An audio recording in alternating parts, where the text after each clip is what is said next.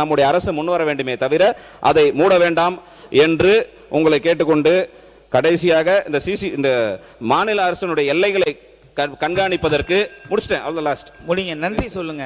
இதோ முடிச்சிட்டேன் தலைவரே. கடைசியாக இந்த கனிம வள கொள்ளையெல்லாம் பத்தி நம்ம பேசிட்டு இருந்தோம். கடந்த ஆட்சி காலத்தில் அது குறித்தும் ஒரு டீடைல் ரிப்போர்ட் நீங்க எடுக்க வேண்டும். ஏனென்று சொன்னால் அமலாக்கத்துறை ஆய்வுகள் மேற்கொள்ளப்பட்டது. அதில் மிகப்பெரிய கேப் இருந்ததை சொன்னோம். கவர்மெண்ட்டுடைய பில்லு டூப்ளிகசி பண்ணாங்க.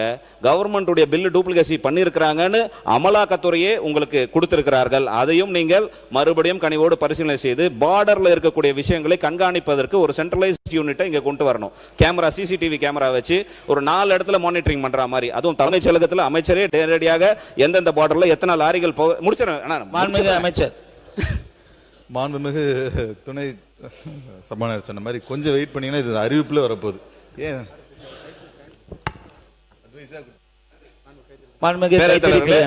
இவ்வளவு நேரம் எனக்கு கனிவோடு